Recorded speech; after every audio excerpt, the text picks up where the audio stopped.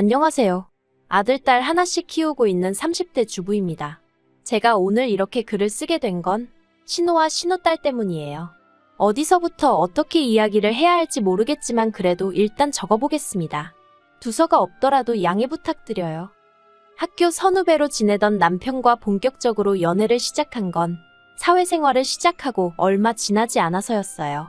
당시 제 나이 26, 남편 나이 28이었고 남편이 먼저 저에게 한번 진지하게 사귀어보지 않겠냐고 다가왔지요. 그전까지는 그저 좋은 오빠 동생이었는데 하루아침에 갑자기 연애를 하자고 드니 당황스러웠던 게 사실이었지만 저도 남편에게 호감이 없던 것은 아니었거든요. 그리고 사실 남녀 사이에 친분이 좋은 선후배니 그런 게 어디 있겠나 싶어요. 다들 어느 정도 이성적으로 호감이 있으니까 알고 지내는 거 아니겠어요? 아무튼 그렇게 남편과 연애를 시작하고 이후로 4년을 만났습니다. 워낙 알고 지낸 시간이 있다 보니 소위 서로 탐색전을 한다던가 그런 건 별로 없었고요. 서로 다투고 토라지고 할 일도 많지 않았네요. 그러다 저도 남편도 좀 더 좋은 조건을 받아 이직에 성공하면서 결혼 이야기가 나왔는데 그게 벌써 몇 년 전 일이네요. 결혼 당시 시댁으로부턴 아무런 도움도 받지 못했고 친정에서는 아파트를 내주셨어요. 왜냐하면 시댁은 영사정이 여의치 못했거든요. 남편과 제가 본격적으로 결혼 이야기가 나오던 시기에 시매부가 하던 사업이 부도가 나네 마네 소리가 나왔고 신우 죽는 소리에 결국 시부모님이 두 분 사시는 아파트를 담보 삼아 대출을 받아주셨다 들었습니다. 그리고 그 액수가 자그만치 3억 가까이 되었어요. 3억이 누군가에게는 별것 아닌 돈일 수도 있었겠지만 평범한 서민인 남편이나 제 입장에서는 정말 큰 돈이었거든요. 아무튼 그래서 시부모님은 당장 원금에 이자 내기도 빠듯한 생활을 이어나가는 와중이셨기에 저희 결혼하니까 좀 도와주세요 소리를 할 수가 없었습니다. 더 솔직히 말하자면 먼저 그래도 단돈 얼마라도 보태주겠다 하셨으면 좋았을 텐데 아예 이런 방구 그런 말씀이 없으셨거든요. 그러니 더욱이 저희 입장에서도 입이 떨어지질 않았지요. 그리고 상황이 그렇다 보니 남편과 제가 모은 돈이 얼마 있었다고 해도 어디 전세로 가기에도 빠듯한 형편이었습니다. 하지만 월세를 살자니 그건 길바닥에 버리는 돈 같아서 도저히 엄두가 안 나더라고요. 그렇게 남편과 골머리를 앓고 있을 때쯤 친정부모님이 저희를 부르셔서는 당신들이 경기도에 아파트 한 채를 갖고 있는데 거기 세입자가 계약 연장을 안 한다고 하니 거기라도 들어가서 살겠냐고 물어보셨습니다.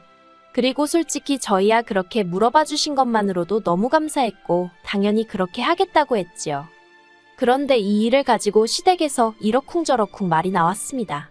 예단과 혼수 이야기를 나누기 위해 시댁을 찾았던 날 남편이 저희 부모님 덕분에 집 문제가 해결되었다는 이야기를 꺼냈거든요. 그런데 어머님 아버님은 처음에 저희 친정부모님이 아예 집 한 채를 사주시는 걸로 이해를 하셨더라고요. 그래서 제가 그런 게 아니라 두 분이 갖고 계신 아파트에 당분간 임시로 저희가 들어가 살기로 한 거라고 정정해드렸습니다. 그랬더니 어머님이 그런 명의는 어떻게 되는 거냐고 물으시대요. 그래서 명의가 바뀌고 그런 것도 없고 저희는 정말 몸만 들어가서 사는 거라고 했어요. 그랬더니 어머님이 한마디로 치사하단 식으로 말씀을 하시는 거예요. 그리고 제 입장에선 솔직히 황당하고 듣기 거북했지요. 그런데 그때 남편이 먼저 나서서 사위랍시고 빈몸뚱아리로 들어가는데 그만큼 배려해 주신 것만 해도 감사한 일 아니냐면서 어머님께 화를 내더라고요. 그러자 아버님이 남편더러 부모한테 말하는 싸가지가 어쩌고 하셨는데 뭐 솔직히 저는 어떻게 들릴진 모르겠지만 그런 남편이 든든하게 느껴지대요. 아무튼 그렇게 신혼살림을 차리고 이후로 저희 정말 악착같이 살았습니다.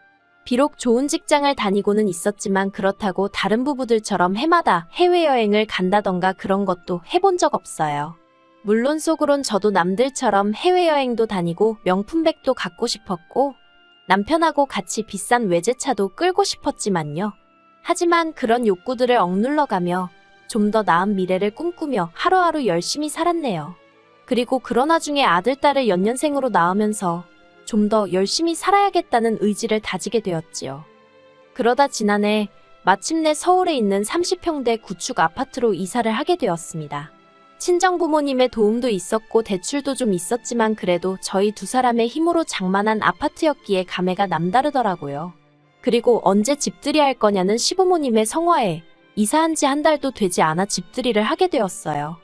시부모님과 신우네 가족을 불러서 말이지요. 신우는 집에 들어오는 순간부터 집 좋다는 소리를 여러 번 했는데 그건 신우네는 결국 심해부가 사업을 망하면서 월세를 전전하고 있었기 때문입니다. 그리고 그런 사정을 뻔히 알았던 저희였기에 웬만하면 솔직히 집들이도 하고 싶지 않았어요. 신우가 어떻게 받아들일지도 모르겠고 나름대로 조심스러웠던 거지요. 그런데 다행히 신우는 시샘을 하는 것 같진 않았고 그저 저희의 상황을 무척이나 부러워하는 눈치였어요. 그리고 그런 신우에게 저도 어떻게 반응해주는 게 좋을지 몰라서 적당히 웃어넘겼고요. 그리고 이후로도 신우는 종종 저희 집에 놀러오면 안 되냐고 물어왔습니다. 신우네 딸이 10살이었는데 저희 애들을 너무 보고 싶어 한다면서 말이에요. 솔직히 저희 애들은 시조카에 비하면 한참 어리기도 했고 막상 시조카가 오면 저희 애들하고 사이좋게 노는 편도 아니라 내키지 않았지만 한편으론 애가 지 집이 얼마나 답답하면 우리 집에라도 오고 싶어 할까 싶어서 몇 번 그러라 했습니다. 그런데 그게 지금 생각해보면 화근이라면 화근이었네요. 처음엔 한 달에 한 번 올 때도 미안한 기색을 보이던 신우가 저희가 이사하고 반년쯤 지났을 무렵에는 나 좀 이따 가도 되지? 하고 30분 만에 나타날 만큼 미안한 기색은커녕 무슨 어디 동네 슈퍼마켓 뜨나들듯 오가기 시작했으니까요. 참고로 신우네 집하고 저희 집은 걸어서 20분도 걸리지 않는 거리였는데 그건 어쩔 수가 없는 상황 때문이었습니다. 저희가 사는 동네가 그나마 서울에서 집값이 저렴한 지역 중 한 곳이었고 직장에서도 멀지 않았거든요. 단지 신우네가 근처에 산다는 이유로 몇 천만 원을 더 들여 더 불편한 지역으로 이사를 할 수는 없었으니까요. 아무튼 결국 참다 못한 제가 남편더러 신우가 오는 횟수를 좀 줄였으면 좋겠다고 이야기를 했어요. 그리고 남편도 자기가 진작에 눈치채지 못해서 미안하다며 확실히 정리해놓겠다고 하더라고요. 그래서 그렇게 상황이 일단락될 줄 알았습니다. 그런데 이게 웬걸. 시부모님으로부터 생각지도 못한 호출을 받고 시댁에 가게 되었는데 거기서 충격적인 소리를 들었네요. 시댁에 도착하니 어머님께서 어두운 표정으로 현관을 열어주셨습니다.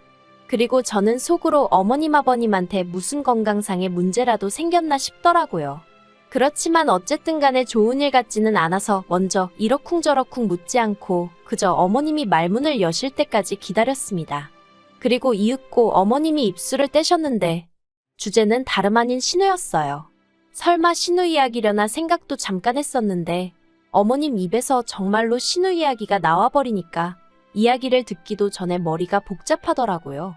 혹시 돈 이야기면 어떻게 거절해야 하지 싶었고 그런데 어머님이 꺼내신 이야기는 단순히 돈을 빌려주고 말고 하는 것보다 더 어이없는 것이었습니다. 어머님이 말씀하시길 심해부가 2년 전부터 아무도 모르게 주식에 손을 대고 있었답니다. 돈은 대출이 되는 곳이라면 몇 금융권이고 개의치 않고 융통을 했다고요. 하지만 수익은 조금도 내질 못해서 결국 월세도 제대로 내지 못하는 상황에 이르렀던 모양이에요.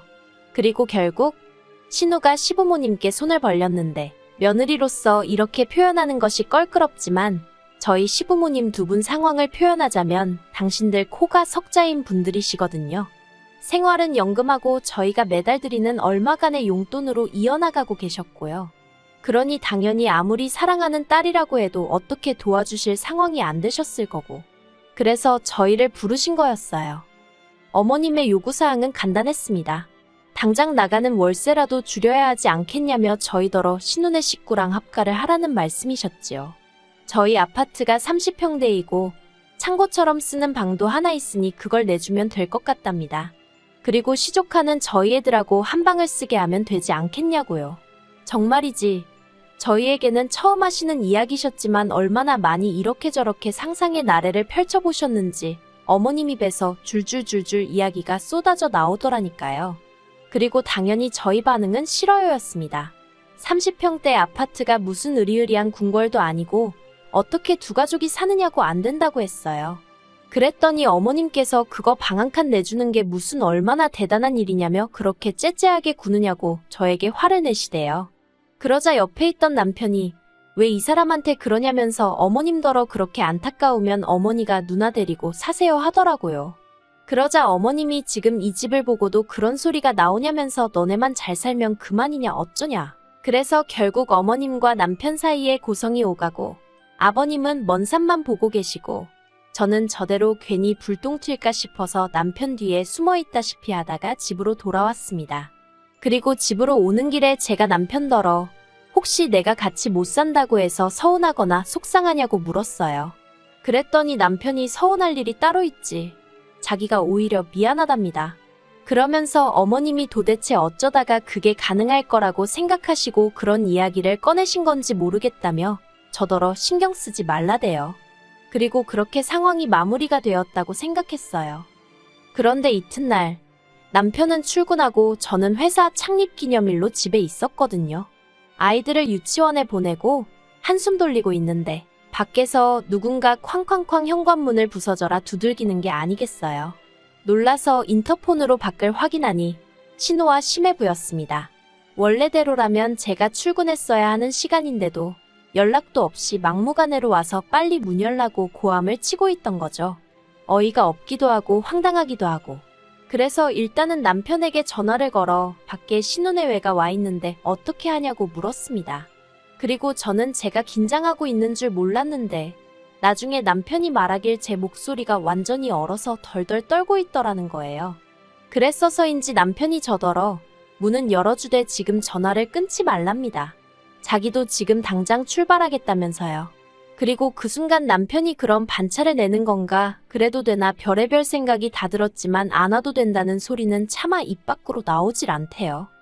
저는 남편이 시킨 대로 일단 현관문을 열었습니다. 그러자 신우랑 심해부가 씩씩거리면서 집 안으로 들어오더니 저희 집을 한번 휙 둘러보고는 진짜 집 가진 유세가 대단하답니다. 그래서 제가 유세라고 부린 것도 없다. 그냥 두 가족이 살기에는 불편할 것 같아서 싫다고 말한 것뿐이라고 했어요. 그랬더니 신우가 한다는 말이 자기가 생활비를 안 내겠다고 한 것도 아니고 안방을 내놓으라고 한 것도 아닌데 왜 싫으냐입니다. 그리고 그런 억지를 쓰는 신우랑 도저히 대화가 안 통한다 싶었는지 저도 모르게 이러니까 실추하고 대꾸를 해버렸네요. 그러자 신우가 어이가 없다는 듯이 저 말하는 것 좀 보라면서 정말 너무하답니다. 막말로 자기네가 거리로 나앉으면 전부 다 저 때문이라나요. 저는 더는 사람 대 사람으로 대화가 안 통한다 싶어서 아무런 대꾸도 안 하고 그저 할 이야기 다 끝나셨냐 소리만 했습니다. 그랬더니 심해부가 앞으로 나서서는 제 어깨를 자기 손가락으로 툭툭 치면서 평소에 착한 척은 혼자 다 하더니 무섭네요 무서워하며 빈정거리대요. 그리고 그때는 남편이 오겠다고 한 지 얼마 되지 않은 상황이었는데도 옆에 없는 남편이 원망스러울 만큼 상황이 무섭게 느껴졌어요. 제가 심해부더러 지금 이게 뭐 하는 짓이냐고 제 몸에서 손 떼시라 했습니다. 그러자 심해부가 자기가 저를 때리길 했냐 꼬집기를 했냐 계속해서 빈정거리더니 급기야는 자기 어깨로 저를 탁탁 밀더라고요. 그리고 그때 뒤에서 지금 뭐 하는 짓이냐는 소리와 함께 친정부모님이 눈에 보였습니다. 그러고 보니 친정부모님이 오전에 서울병원에 예약이 되어 있으니 일이 끝나는 대로 저희 집으로 오시겠다 했었거든요. 그런데 제가 그걸 까맣게 잊고 있었던 거지요. 친정아버지가 저를 확 잡아 끄시더니 심해부더러 지금 이것도 다 폭행인 거 모르냐면서 친정어머니더러 저 데리고 병원 가서 진단서 끊어오라고 하시는 거예요. 그리고는 경찰도 부르라고요. 그러자 순식간에 집안이 아수라장이 되었고 그때 남편이 헉헉거리며 저기서 뛰어오는 게 보였어요. 저도 모르게 반가운 마음에 여보하고 부르는데 순간 눈물이 왈칵 나서는 친정어머니가 남편더러 지금 이게 무슨 일이냐면서 어쩌면 저렇게 경우들이 없냐고 이대로 가만히 못 넘어간다고 크게 화를 내셨습니다. 그리고 그제서야 신우가 상황이 자기들한테 불리하단 걸 깨달은 건지 그런 게 아니라며 말도 안 되는 변명을 하기 시작했는데 저희 친정부모님은 물론이고 저나 남편도 그걸 귀담아 들을 리가 없었지요.